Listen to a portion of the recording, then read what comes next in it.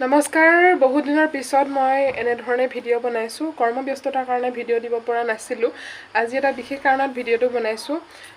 যোৱা দুদিন আগত মই GMCHত গৈছিলোঁ আৰু তাত মানে মোৰ এটাই অভিজ্ঞতা হ'ল যে যিসকল নজনা লোক যায় সেই লোক পুৰা সাৱধানে যাব লাগিব কাৰণ কিয়নো কিছুমান মানে একাংশ ডক্টৰ আৰু ষ্টুডেণ্ট কিছুমান থাকে এনেকুৱা বিহেভিয়াৰ এনেকুৱা ব্যৱহাৰ তেওঁলোকৰ মানে যিসকল নজনা মানুহ যায় নহয় আচৰিত হৈ যাব মানুহে মেডিকেলত কিয় যায় মানুহ এজনৰ যেতিয়া সিৰিয়াস হয় তেতিয়া আত্মীয়সকলে লৈ যায় আৰু সেই আত্মীয়সকলে লৈ যোৱাৰ ফলত মানুহজন বাচিব পাৰে নহয় জানো ডক্টৰক আমি ভগৱানৰ স্থানত ৰাখো আৰু একাংশ মোৰ লগত এনেকুৱা হৈছে মানে মোৰ লগৰ জনৰ আৰু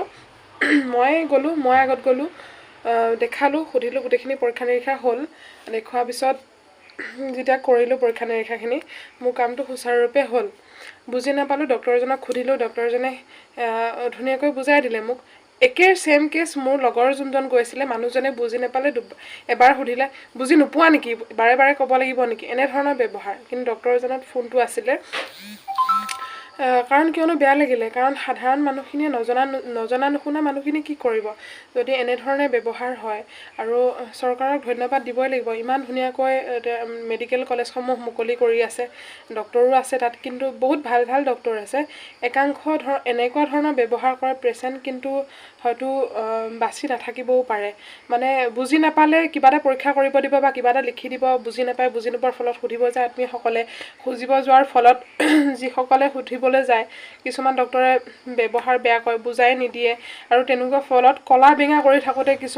কিছুমান গাৰ্জেন্টে মানে পেশেন্টজনক হেৰুৱাবলগীয়া হয় মোৰ হেতু প্ৰথম অভিজ্ঞতা হ'ল আৰু যিকিজনে আমাক সহায় সাৰথি কৰিলে বহুত কিজন ডক্টৰ নহয় অকল এজনৰ কথা মই ক'বলৈ লাইছো নাম নকওঁ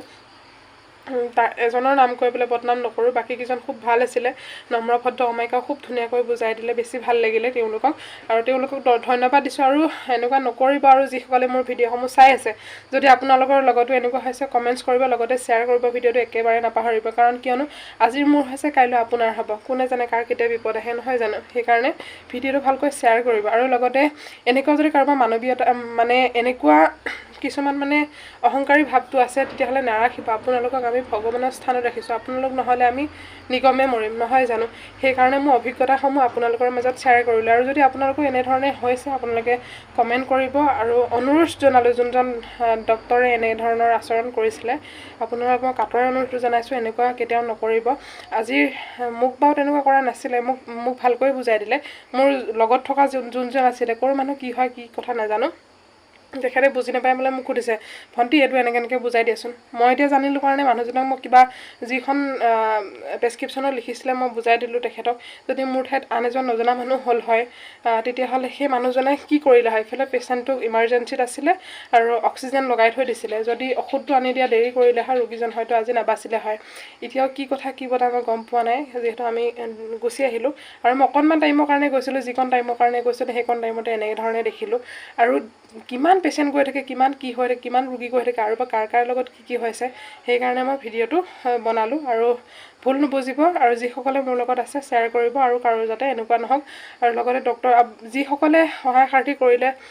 বহুত ভাল ডক্টৰ আছিল তেওঁলোকক মই ধন্যবাদ জ্ঞাপন কৰিছো ভগৱানে আপোনালোকক কুশলে ৰাখক